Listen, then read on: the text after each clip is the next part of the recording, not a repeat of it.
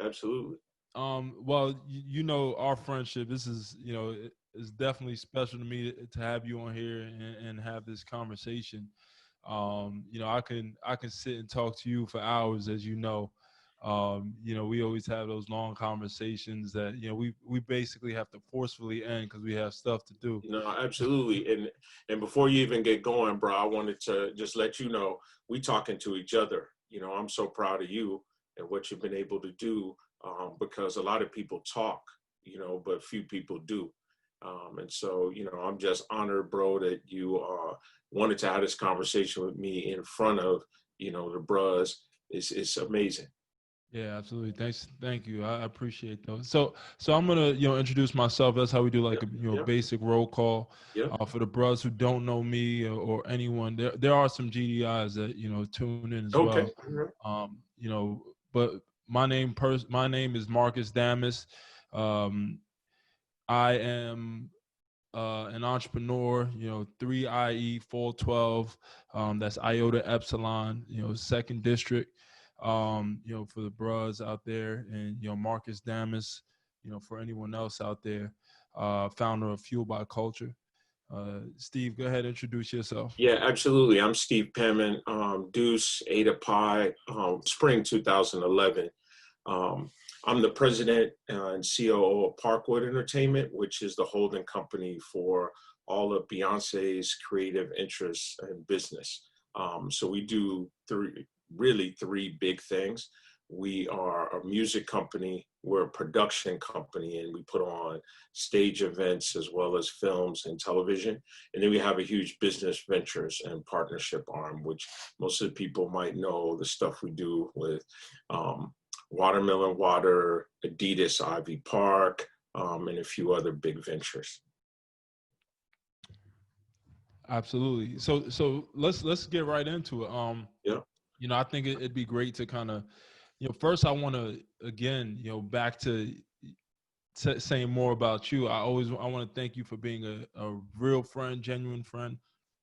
For those out there and bros out there, to give y'all some insight on Steve. Definitely one of the more busy folks in the entertainment industry or just in the in business in general. Steve always finds a way to check up on me, just to tap in and just say, hey, how you doing? Just checking up on you as a friend. Even if it takes a minute, that means the world to me personally. I Um, appreciate you, bro. and just keeps my head on my shoulders and keeps me humble.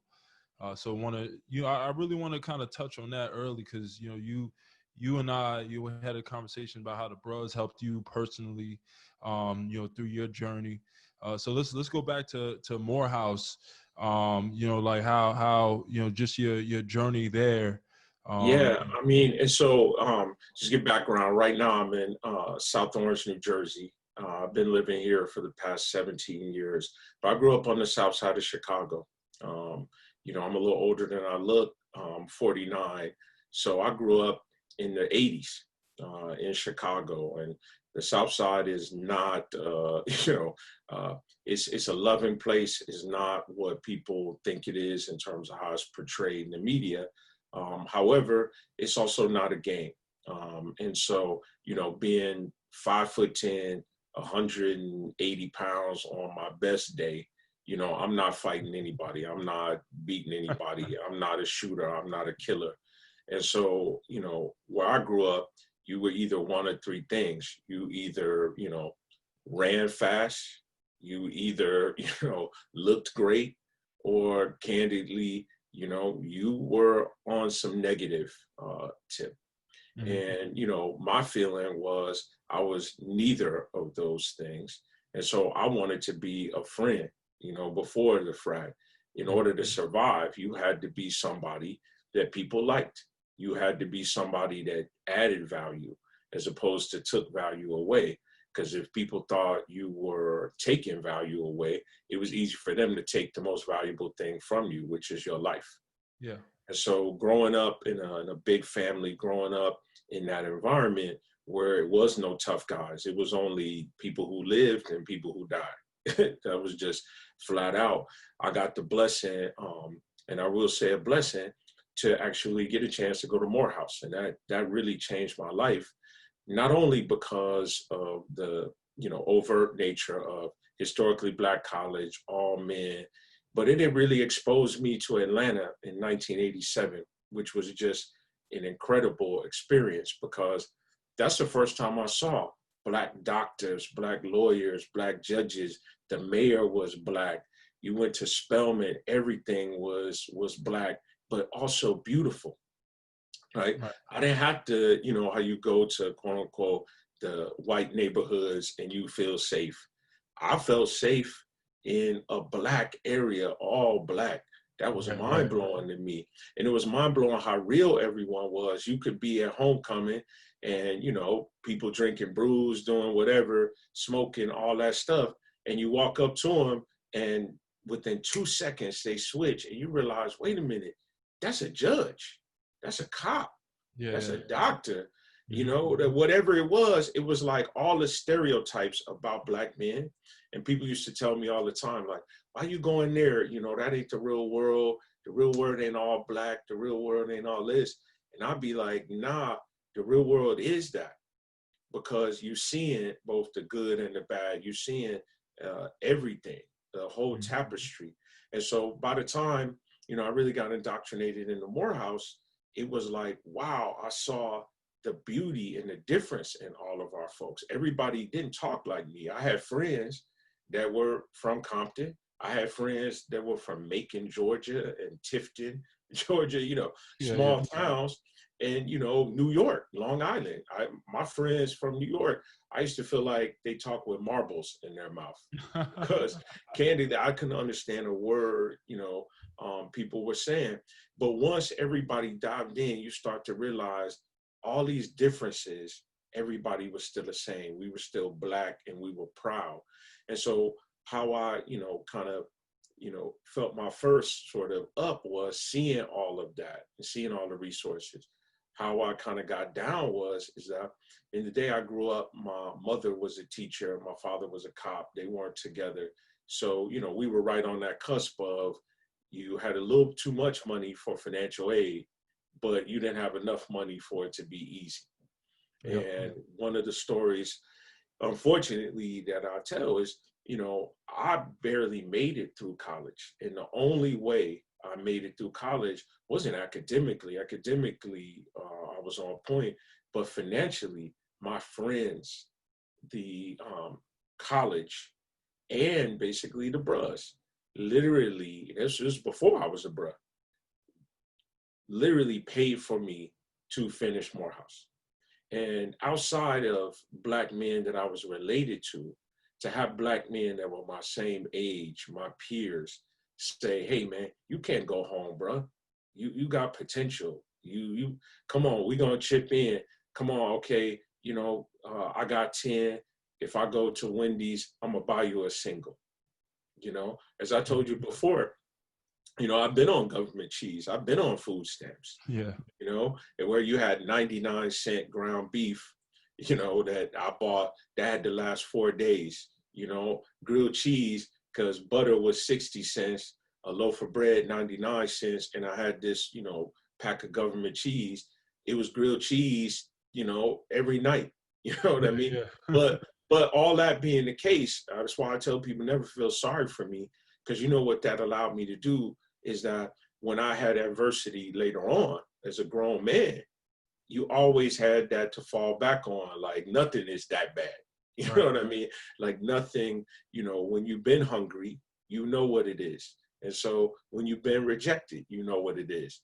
And so all of that, makes me, in my opinion, a better person, a stronger person, because it ain't my first rodeo with this stuff. We talked about COVID, right? Right. It's Yep. so many people that the last 90 days have turned upside down, and rightfully so. I tell people all the time, I've been upside down. This might just turn me right side up. You never Right. Right. know. You never know. And you got to just look at it like that, man, especially as brothers. And I talk about that, brothers that are bros. As brothers, man, we've been going through stuff since the day we were born. And the Yep. day we don't go through stuff is, to me, the scariest day, because that might be the Yeah. day we aren't on point. So I only say that to say, the confidence, all the cardinal principles that we have, the one that's the most important to me is that uplift. But what comes right before the uplift? Perseverance. I can't lift you up if I'm not around. Mm-hmm. Right? And so I tell people all the time, that manhood, scholarship, perseverance, uplift, those cardinal principles will put there in an order. So in order for me to literally exhibit my manhood, I had to get scholarship, which meant I had to persevere. But the full circle, none of those people I would ever respect or would respect me if I wasn't given uplift back. And then it goes in a circle. So that defines me as a man, not what I've achieved, but how much of what I achieved can I give back so somebody has had to go through what I went through. So for you, just uplift kind of resonates with you a bit more. But in essence of it all, right? Like, and it all kind of works serendipitous for you. Yeah. Just Yeah. I all the mean, cards. I've been lucky, bro. Like, listen, and I tell people this all the time. Don't let anybody tell you that luck doesn't play a role. That's crazy. We all have been lucky. However, luck is a function of preparation and opportunity, right? Let's talk a So, bit about your luck, bro. I'm not gonna yeah. let you go too No, far off no, your no, story. no. Yeah, absolutely. Let's talk about that Pepsi scholarship. Yeah. I think that'd be a great story just for Yeah. for us to hear So yeah. So I mean, this is very clear. So I showed up sophomore year, didn't have the money to go to school, barely scraped by. My parents figured out something. My mother in particular, but um, I had dreams of being an aerospace engineer, not a business person at all. However, at the end of the day, it was a 5-year program at Morehouse with Georgia Tech to be an engineer. If I couldn't afford 1 year of school, I definitely couldn't afford 5. So I switched my major to finance, and my friends, who were just fantastic, people, they said, look, Steve, at the end of the day, you have a lot of potential. My grades were good. And like I said, people like me. They say you have a lot of potential. We're going to take you down to the recruitment office. I was just a sophomore, to recruitment office at Morehouse where they can help you get a job. Now I'm thinking, job like in the library or, that kind of thing. I didn't know anything about internships. Fast forward, what Morehouse enabled me to do, and specifically a gentleman by the name of Ben McLaurin at Morehouse, taught me how to interview, taught me how to do a resume, taught me how to dress. I grew up on the south side of Chicago, so my best suit was like my brown Easter church suit, You got a bro. zoot suit. You Bruh, definitely. listen, quit playing. I went to Chess King. You probably don't even know what that is, bro, but I went to the mall. I had a double-breasted Sergio Tacchini suit that my grandmother saved up. I thought I was clean, bro. You couldn't tell me nothing. But I'm coming in chocolate brown with a chocolate brown suit, looking like Steve Harvey's illegitimate grandson or something like that. And I thought that's what interviewing was for, straight up. I make no bones about it. I had no idea. I had nobody to show me. My friends, man, put on money and drove me to K&G warehouse, okay? Bought me clothes. And everybody, I looked at them, I remember saying, man, this looks corny, this is the third. Dressed me, trained me, showed me how to interview. Fast forward, I end up getting an internship with Pepsi, because Pepsi, even though I had no idea about soft drinks, no idea about marketing, Pepsi was giving out scholarships. If you did a good job on your internship, they would take care of the next year of school, which, I mean, back then it was like $10,000. Bruh, that was equivalent of $1 million lottery ticket for me. Do you know who my boss was at Pepsi? Was a bruh by the name of Mark Smalls out of Duke. His son, Terrence, is a side chapter bruh from Morehouse. Mark took me, and as a black man in business, that's why I don't like that whole we don't help each other out. Mark took me under his wing. Pepsi in Atlanta showed me the ropes, showed me everything I need to know, not only about business, about being a man. And as I told you, one of the only things Mark would ask me for. He had a little baby son. He would be like, yo, Steve, watch Terrence. We in the park, just keep an eye on him the whole nine. Terrence now, man, is a grown man, a very successful entrepreneur and businessman, like I said, in LA, who's a bruh, and who I consider to be like my little brother. And I consider Mark to be like my business father. So I tell people all the time, this narrative about Black men don't help each other out, particularly bruhs, is insane. Mm-hmm. I would not be sitting here talking to you if it was not for those two bruhs, both Mark and Terrence. And I could give you 50 to 60 other bruhs who have been instrumental in my journey. Instrumental. And you've always been very studious and you're on point in the classroom.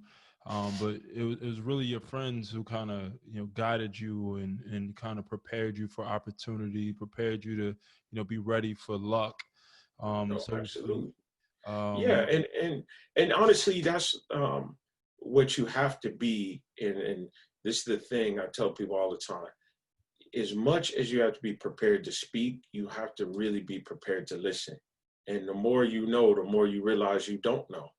And so, one of the things that I sort of live by is, that old expression, bet on yourself, right? How many times we hear that in the music business? I'm a bet on me. I'm a bet on me.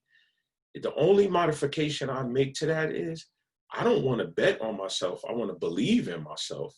But let me tell you who I bet on. I bet on my circle a million times over. Like I may falter, but my circle gonna win. And so my thing is always surround yourself with the best circle you can. That's just point blank.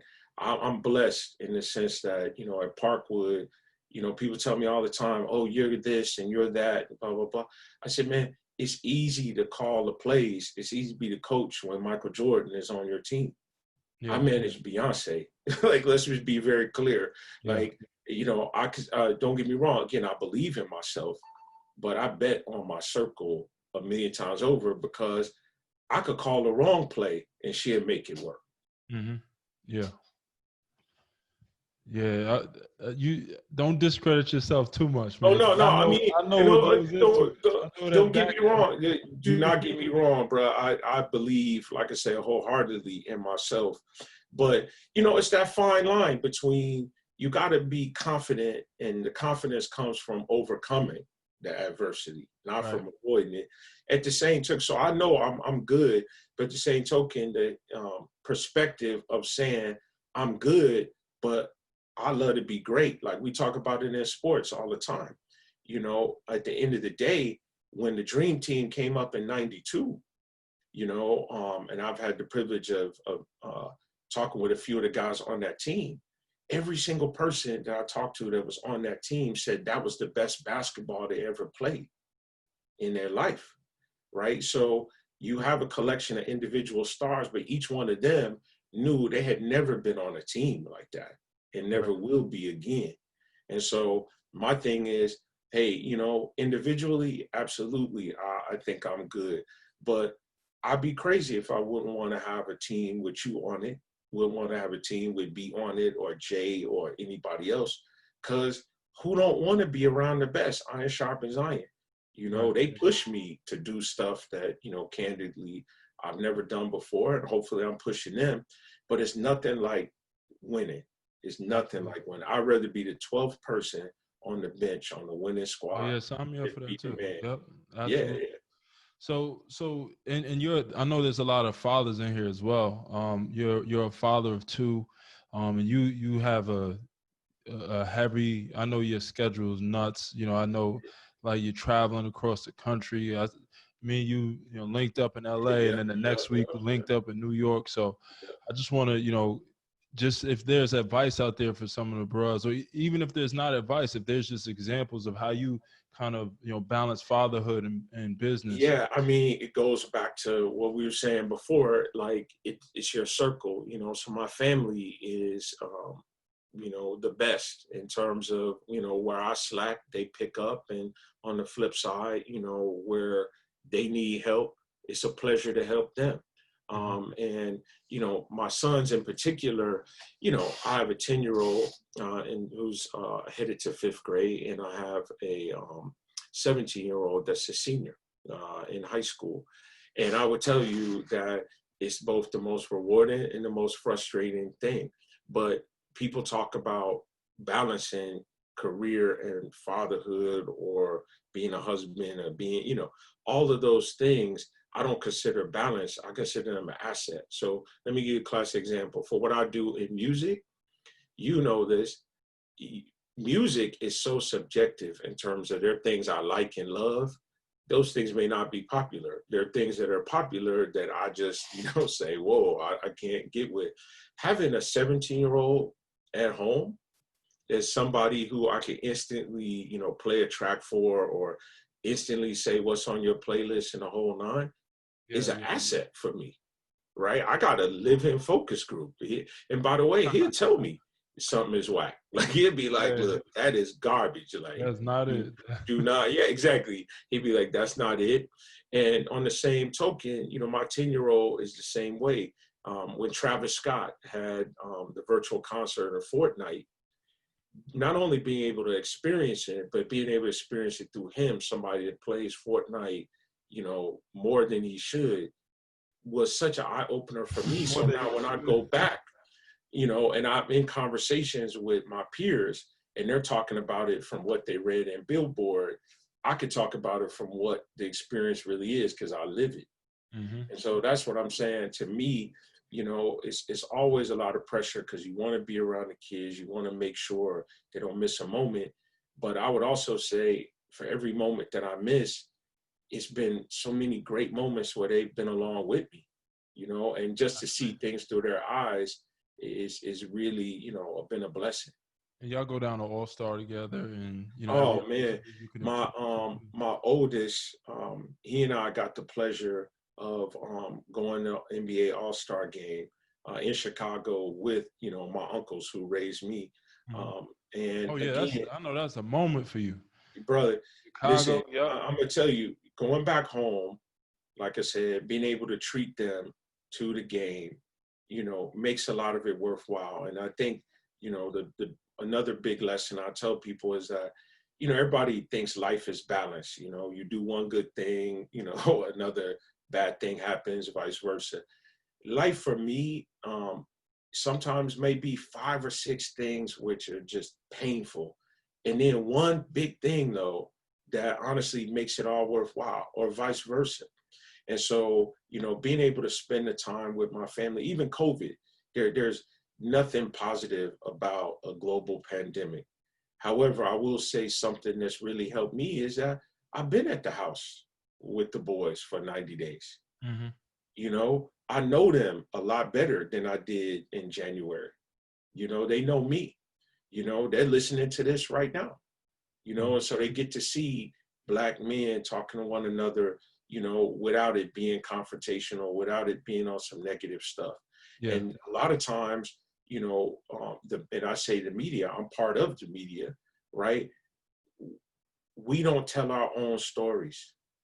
Think about if somebody else wrote the history book of Omega, how that would influence us. That again, that seems nonsensical, right? That seems ridiculous, but we're letting, right, other people write Black history every day.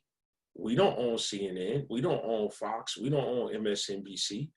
We don't own Black newspapers anymore. There's no more Ebony Jet of note. Essence is really the only Black publication that's not for Black men.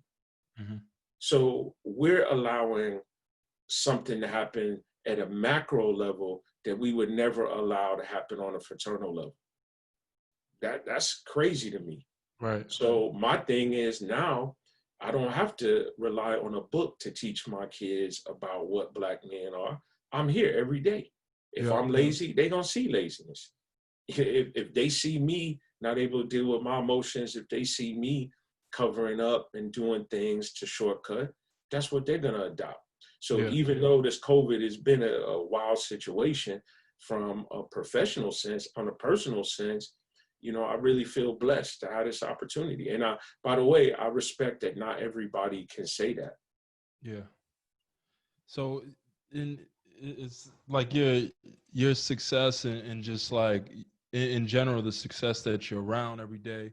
If you, because me personally, when I came down to visit you at your office, and I think it was January or December Yeah. around that time, I was, I came in and gave you your praises, and you stopped me. You said, "Hey, like, Marcus, like, I got a lot of work to do."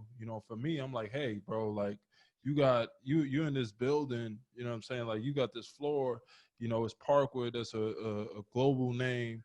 Like, I see it, you know what I'm saying? So you stopped me and you said, "Hey, bro, like, I don't, we don't own this building." Like, this floor is ours right now, but we don't own this building. We have more to do. So I just want to kind of hear like how you keep yourself motivated, because to be honest, there's not many more teams on top of your team. No, no. Well, again, it goes back to define the game you're playing. You know what I mean? Like, don't get me wrong. I feel blessed, man. We've been extremely successful, and I really feel like what we've been on has not only been something I've been proud of commercially, but I'm very proud of artistically and spiritually that we can do it. That being said, you know, going back to a practical thing, I miss the liner notes on music, right? When we get the album, you could read who's involved. And what I've always said to myself is, I want to be in a position where we're the last people on the liner notes. So in other words, not to take Parkwood as example, but if you think about something like Motown, Motown is now part of the Universal Music Group Yeah. family. You take something like Shady, right? Eminem's extremely successful label. It's Shady, Aftermath, Interscope, Island Def Jam, Universal Music Group. Mm-hmm. So that says that's 5 people that have to eat off of that, right? And so my thing is like, okay, I want not only to be able to eat, but I want to be able to control the whole plate. And I don't want to do it because it's selfish. I want to do it because the more I have control, the more I can give you.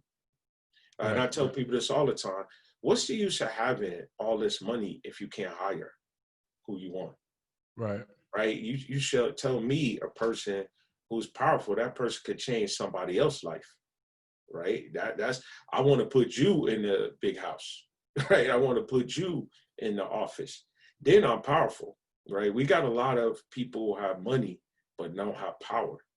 Right? And so, I'm looking at music, for example, and when we can just talk plainly, last Tuesday, the industry did a blackout, which I think was Yep. very important to do. But the thing that I don't understand is why more people aren't upset when you look at the 4 music companies, BMG, Sony, Warner Music Group, Universal. If I told you name the CEOs of all 4 of those music companies, none of them are Black. None of them. Now, Black music is 40% of all music worldwide, period. Like, not in the United States, I'm talking worldwide. It's definitely the most influential music in the world. And so we hold companies accountable for selling Black culture to push their products. However, with music, they're selling Black people as products, and we don't hold them accountable. And so that's why I tell you we need more to do, because I love what I'm doing now, but I want B to own Sony Music, Mm-hmm. right? We still take pride in the fact Michael Jackson owned the Beatles catalog. Why Yep. couldn't he own everybody's catalog? Somebody does. Mm-hmm. In fact, it's more exceptional that you own your own catalog than not. So if only 5% of artists own their catalog, have we asked who owns the other 95%? And why don't we do that? You Wow. know, Yeah. that's why I tell people all the time. Look, I love awards. I was so happy that we won a Grammy. I'm so happy that we've won these other awards, but I want to be the one giving the award out, not the one receiving the award.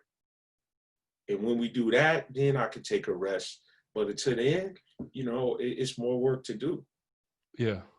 Man, the way you put it, it makes sense because um, the just how you define, like, define a game that you're playing, right? Because you could be content, right? Like this, and but there's levels, right? Like, and another thing you said to me that resonated with me was, you said I believe it was like the Chrysler or the Phantom's nice until, Oh yeah, no, I was saying the old Cat Williams joke.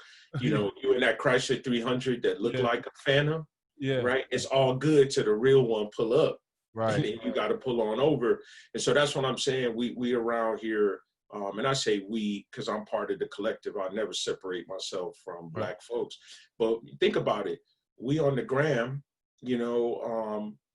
December, January, and we throwing up money signs and we flaunt this, and everybody got 2, 3 houses. Everybody run into whatever fill in the blank place it is. That's the cool place for vacation. All right, let's fast forward to today, where you have almost 40 million people out of work. right, So when you say, "Why am I humble?" I'm like, okay, we're powerful, but we're not powerful enough to put 40 million people back to work. And Black people, right, are the worst in terms of the employment, the worst in terms of affected by health.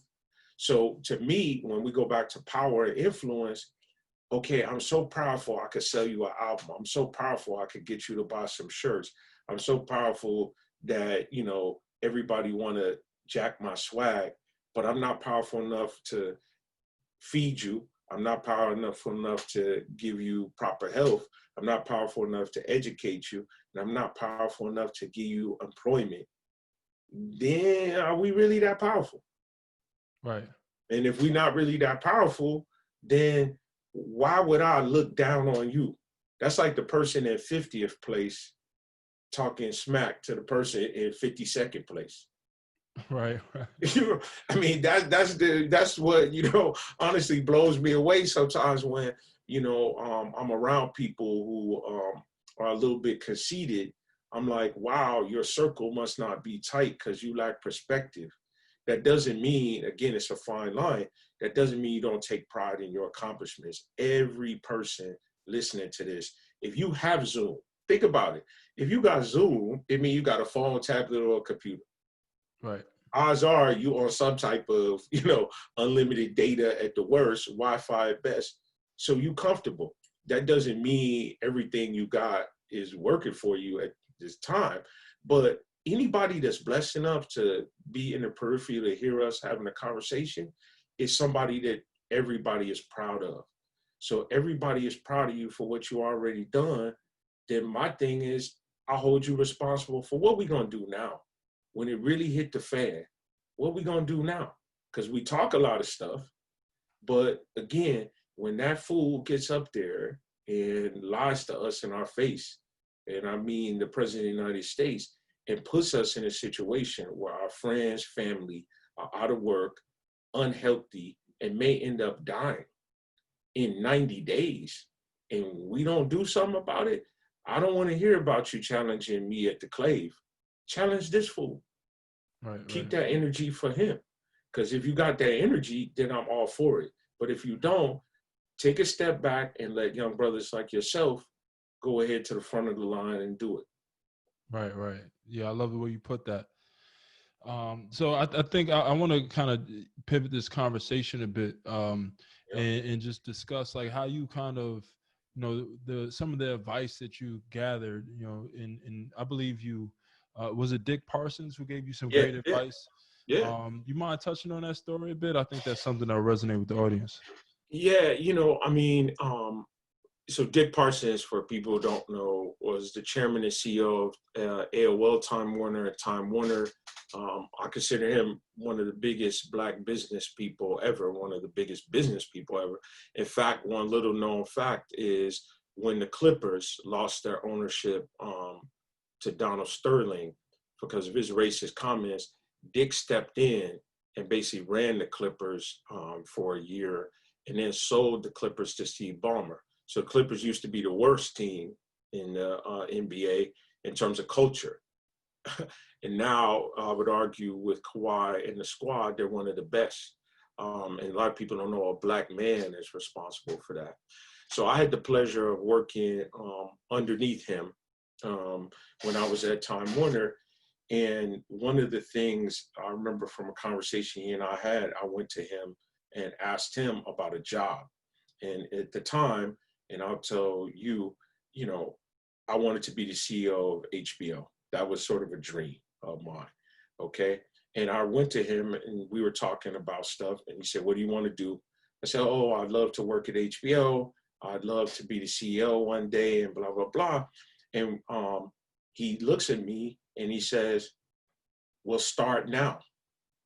And I'm thinking to myself, like, what are you talking about? Start now? Like, I don't even have a way in. What are you talking about? Start now? And the biggest advice I ever received was on that day, because he said, "No, I'm not talking about starting the position. I'm talking about starting your mentality. Right now, you should be the CEO of Home Box Office in your mind." So that means how you carry yourself, how you dress, how you communicate with people, how you think about life, how you think about the job, ought to be from the perspective, you could be the janitor at HBO, but in your mind, if you start acting like the CEO, it's going to eventually come to you. And I would tell you, it really blew me away, because I used to be in places and, you're young, I'm nervous, what am I here for? Who wants to talk to me? And I'm approaching it like that. And he really put a bug in my ear that's like, no, walk into that place and with your mindset of like, how would the CEO of HBO respond if somebody asked him a question? Would he respond with arrogance or humility? How would the CEO of HBO respond when somebody says, "Well, what do you think we should do?" Should you say what you think your department should do, or should you start looking at the company as a whole? And, the analogy I gave you with that is that he told me, he said, "Listen, if you're an NBA draft pick and you're going to be a lottery pick, they're not just evaluating you on how you acted that season of high school, college ball. They've been watching you since the 4th and 5th grade for traits." And they say, Yep. this person's an NBA player, right? Not only because of what statistics they have, their body type, how they move, how they respond to coaching, etc. So he said, it's the same way with CEOs. He said, if you wait until you're up for a CEO job to start exhibiting those traits, it's too late. He said, start moving like that right now, and people will pick you out. And it doesn't mean that you deserve everything you get, you know what I mean? Or I should say that you get everything you deserve. But he told me, he was like, you're going to deserve everything you get. And I swear to God, life has not been a crystal stair by any stretch of the imagination, but my life changed after that, because people started to see me differently and I started to see myself differently. And so then things opened up. Yeah, that's some pivotal advice, man. That's big stuff, because Oh, I bro, even told that story twice today. listen, I'm going to tell you, going back to Circle, it's so much game out there, especially older Black men have. We have to start sitting down. And I'm talking about digging your well before you're thirsty. The relationships shouldn't always be about power. Okay, this person is powerful, let me go have a relationship with them. It should be honestly about sharing and giving, right? At the end of the day, it's stuff that your pastor can tell you that might be the best business advice ever. It's stuff that, your boss on the job might tell you that could save your marriage. But it's only going to happen if you got a real relationship, if you got a real dynamic. And so often, even networking, people hit me up all the time. Oh, can I get a few minutes of your time? Can I do this? Can I do that? I'll give you another piece of advice that a brother gave me, not a brother, but a brother gave me from Southside Chicago. His name is Steve McKeever. You may have heard of him. He runs Hidden Beach Records. Jill Scott, Bilal, all those acts came from a brother. Man, he told me, because I used to hate networking. I would never go to a networking event. He was the one who put a bug in my ear and said, "You're thinking about it wrong. You're thinking about going to the networking event, trying to figure out what people can give you." He's like, "No, you step in there, start thinking about what you could give somebody. You know, you could give somebody anything, directions to the bathroom." How many times we've been out at functions and you could see the look on somebody's face when they don't know which way to go. Yeah. You know what I mean? It take nothing to just be like, "Oh, hey, bruh, right over there, man, it's the men's room." How many times we've been at places like the Rock Nation brunch and, you know, somebody's ahead of you trying to get the bartender attention and they know you right behind. And then somebody turn around and say, "Bruh, what you need, man?" Like, boom, I got you. That's how Yeah. relationships start. You know, you don't have to always approach it like I'm equally yoked on this level, blah, blah, blah. We all men. If you just come up to somebody with the right energy, generally they're gonna give you something. And then it's up to you to take that game and apply it. Absolutely. And I learned, personally, I learned a lot from you and just, by just watching and, just spending some time with you, chatting with you. Like I even have a standing desk now. You remember how Oh inquisitive yeah, I was? yeah, Like, yeah, yo, yeah, like what? yeah. Why are you standing up writing all these important emails? And Yeah, then, no, you you broke it know, down to me. absolutely. I stole that from somebody. I guess that if it's one theme, I guess I would tell you is that I have very few original ideas. I don't consider myself like a person who's creative in that capacity. But what I pride myself on is I could take a little bit of your conversation. I could take a little bit of this. I could take a little bit of that and stitch it together. And so I'm gonna make my quilt, you know, and that's the way I think about it mentally is like, I'm gonna make my quilt. You know, you might have a blanket, but I'm gonna make my quilt. Mine gonna be a little patchy, but it's Right. gonna work. And that's just from gathering perspective from Just all the, gathering, and that's what I mean. You gotta, and that's part of the passion. You gotta love people, because if you only love music, if you only love TV, you only love marketing, you know that might wear on you.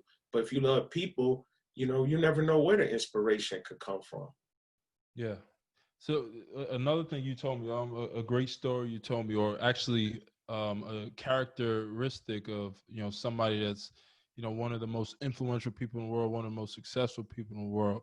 You told me that person that he's very inquisitive, like he'll sit there and silent, ask questions.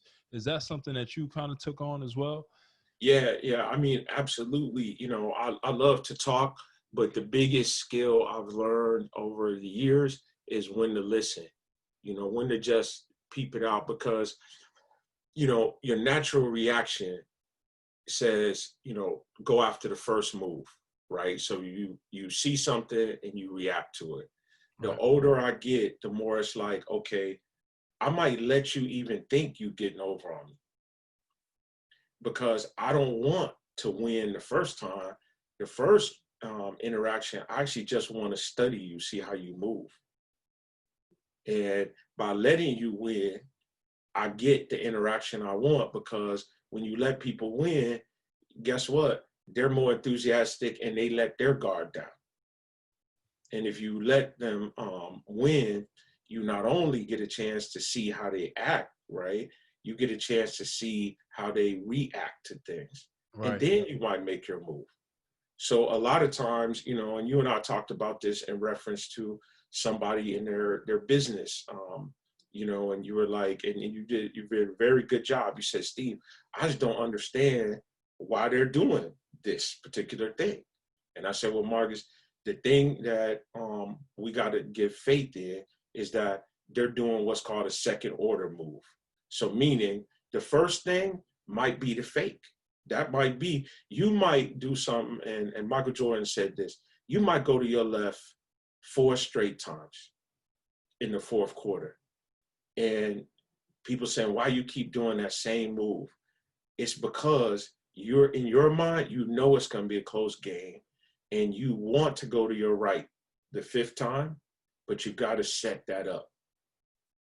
You know, you got to set it up. And so sometimes what we see on first order isn't necessarily what the end game is. And in fact, going back to faith, especially people who are experienced, we got to trust that they really do have the experience, and sometimes things ain't what you think they are.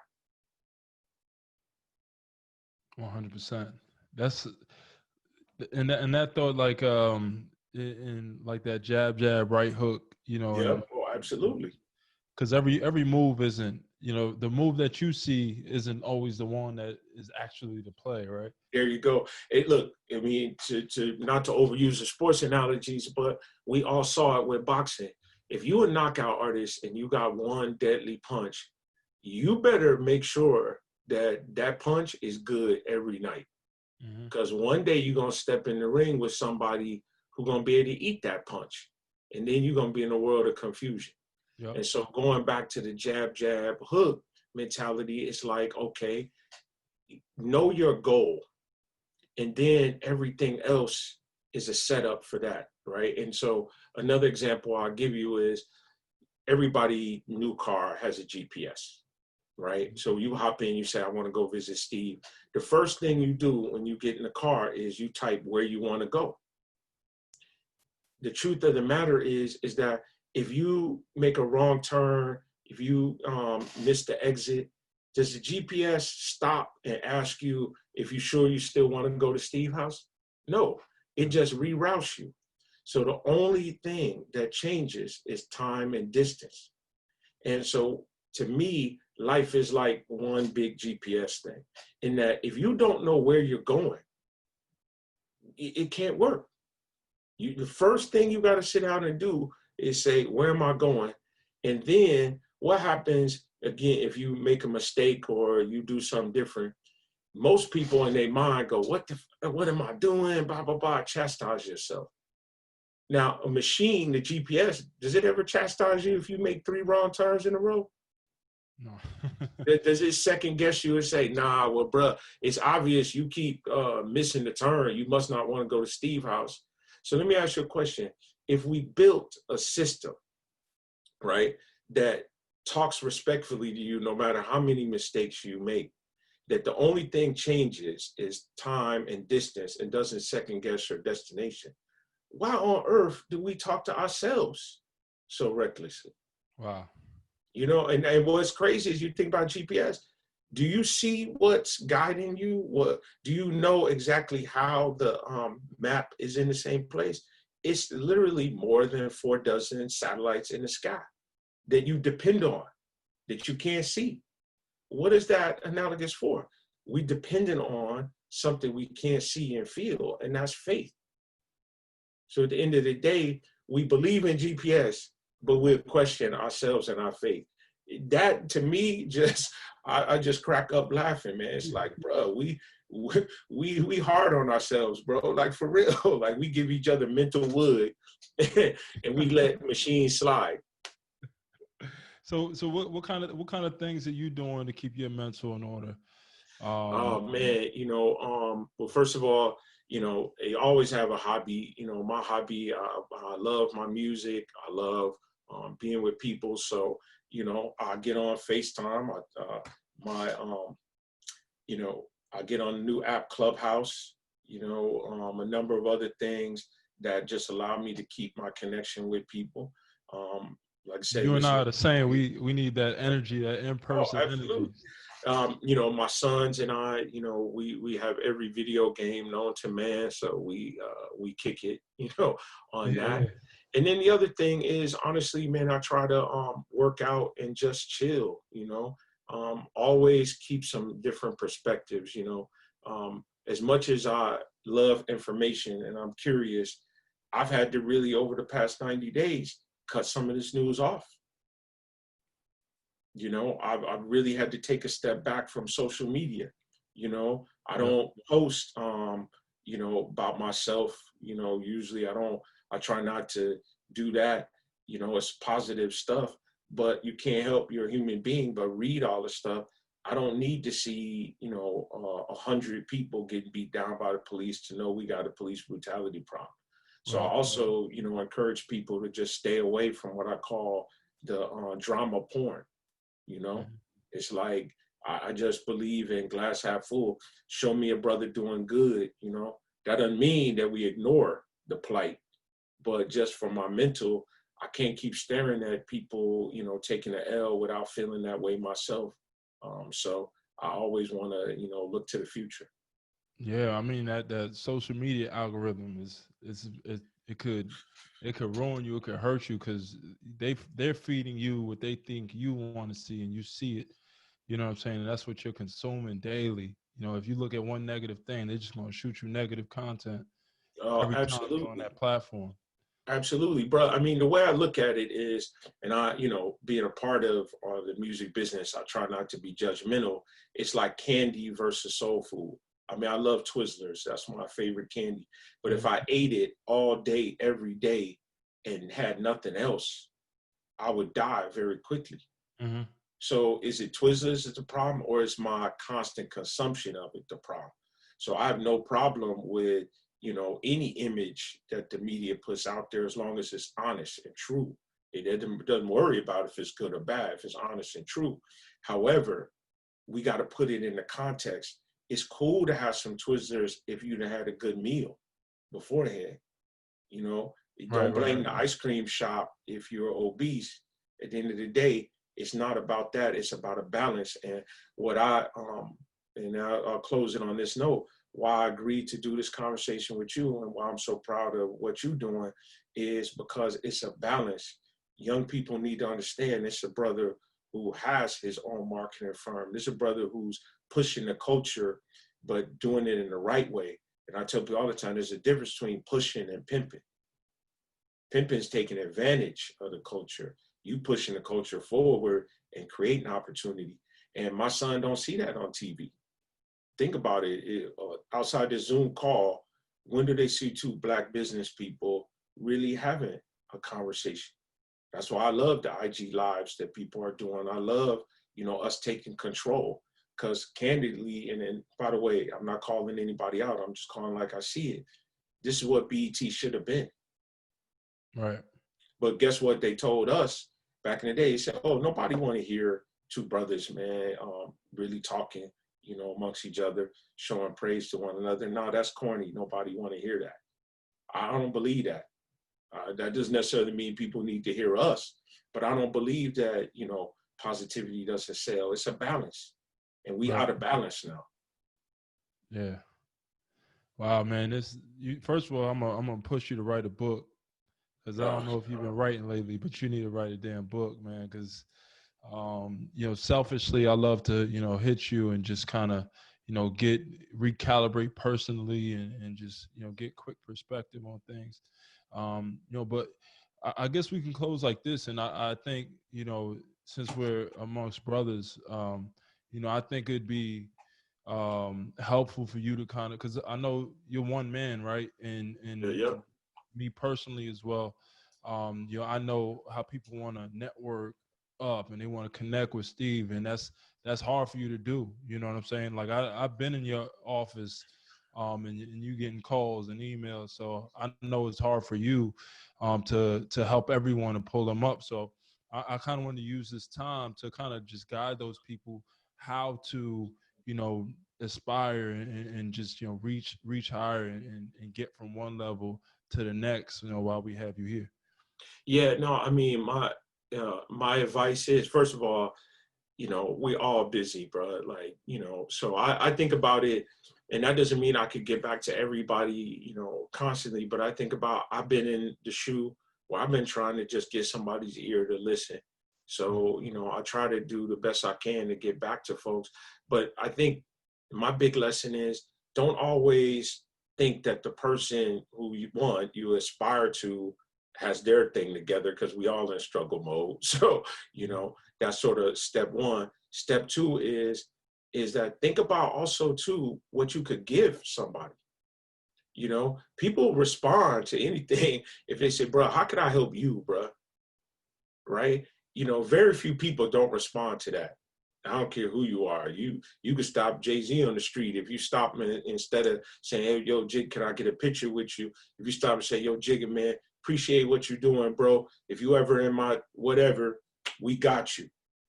You know, like we got to get back to that mentality, and so I really feel like the way you approach people, also dictates their willingness to respond. And then last but not least, man, look to your left and right for most of your inspiration. What I mean by that, your friends can really help you out. And if they're not willing to help you out, they might not be your friends. So I look to my peers and my brother, my physical brother, to like call on and just get that energy that we need, because it's cool to have vocational information, but we as Black men particularly, if we don't have the right psychological foundation, if we don't have the right foundation at home and just centered with faith, I don't care who you are, you could be the CEO of whatever. If your mind ain't right and your faith ain't centered, you're going to be tested. And then when you get that test, you're going to falter. Wow. Well, my brother, I want to thank you for, spending this time with me. It's always a pleasure talking to you, like I keep saying. Marcus 3IE 412, Steve Pamon. Yeah, You want man. to shoot your tag just so the bros. Yeah. Deuce Ada Pi, spring 2011 centennial, bruh. But, like I said, brother, I just appreciate you, man. I appreciate the bros. And it's step up time. That's my only thing. Like I said, I don't care what vocation, I don't care what position you in. As Black men, stop letting them tell us about us. We should be telling them about us. And we don't tell them through our words, man. We tell it by our actions. And so I leave people with this last thing. You know what I mean? Actions speak louder than words, but your spirit gonna shout over your actions, bro. So if you ain't got that right spirit, I don't even want to see what you out here doing. Speak it, brother. We want to thank the Frat. We want to thank IHQ. We want to thank Quintus. We want to thank John, everybody involved, making this happen, and the bros who joined us tonight for this conversation. We appreciate y'all. And we'll be on again next week. We'll send you all that information. Steve, thank you, brother. I'll thank you offline as Salute to well. you, bro. Absolutely. Yes, sir.